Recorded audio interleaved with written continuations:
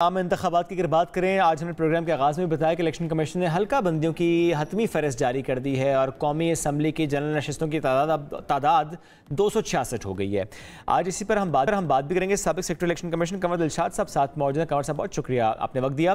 कंवर साहब, इसे एक रूटीन प्रोसेस समझा जाए या यूँ समझा जाए कि जो अफवाहें थीं इलेक्शन को डिले करने से मुताल्लिक, कुछ जमातों की तरफ से भी खदशात का इजहार किया जा रहा था, कुछ एप्लीकेशंस भी आ रही हैं अदालतों में, अब ऐसे में इलेक्शन कमीशन से अपने ड्यू प्रोसेस को फॉलो कर रहे हैं, तो इससे बिल्कुल समझ जाए कि एक मोहर सब की गई है कि बिल्कुल रूटीन के प्रोसेस है और रूटीन से हम चल रहे हैं। इलेक्शन कमीशन पाकिस्तान ने अपने रोड मैप के तहत जो इलेक्शन कमीशन पाकिस्तान ने आइंदा इंतखाबात के हवाले से जो रोड मैप 17 अगस्त को दिया था, जिसमें वाज़ेह तौर पर ये बाकायदा सरकारी तौर पर अपना बताया था कि हम 30 नवंबर को हल्का बंदियों का नोटिफिकेशन कर देंगे और इसी दौरान में इंतखाबी फरिश्तों की नजरसानी भी साथ साथ होती जाएगी और वो भी हम 30 नवंबर तक तमाम इंतखाबी फरिश्ते भी तैयार कर लेंगे असर 9 हल्का बंदियों की रोशनी में।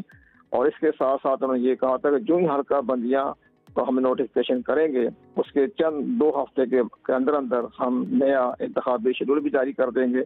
तो इलेक्शन कमीशन पाकिस्तान ने अपने तमाम स्टेप मुकम्मल कर लिए हैं। 30 नवंबर को उन्होंने हल्का बंदियों का नोटिफिकेशन कर दिया और 30 नवंबर को ही इंतखाबी फरिश्तों के बारे में उन्होंने सरकारी बयान जारी किया कि हमने 12.5 करोड़ वोटर्स की प्रिंटिंग मुकम्मल हो गई है, जो हमने नादरा से करवाई है।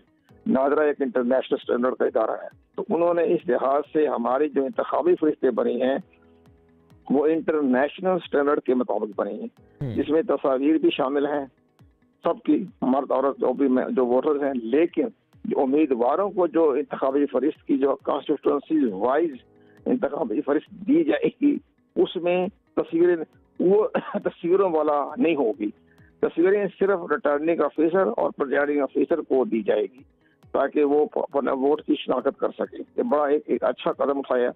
तीसरा, उन्होंने ये किया कि रिटर्निंग ऑफिसरों की अपॉइंटमेंट मुकम्मल कर ली पूरे पाकिस्तान भर में। कौमी असम्बली के लिए 266 और सूबाई असम्बलियों के लिए 593, ये सारी जो है वो भी तमाम तैयारियां मुकम्मल।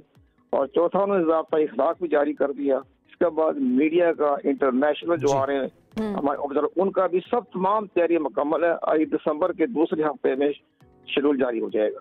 तो चले, ये बड़ी एक अच्छी बात है क्योंकि जिस तरह की अफवाहें सामने आ रही थी और जिस तरह की रुकावटें सामने आ रही थी वो तमाम दम तोड़ती हमें नज़र आ रही हैं। लेकिन इसके बाद ऑब्वियसली क्या हल्का बंदियों के हवाले से अगर एक छोटा सा आप कमेंट करना चाहें, क्योंकि प्रोसेस मुकम्मल हो चुका है, अनाउंसमेंट्स क्योंकि हो रही हैं, तो क्या एतराज़ात भी अब आ सकते हैं और उन एतराज़ात को किस तरह से केटर किया जा सकता होगा?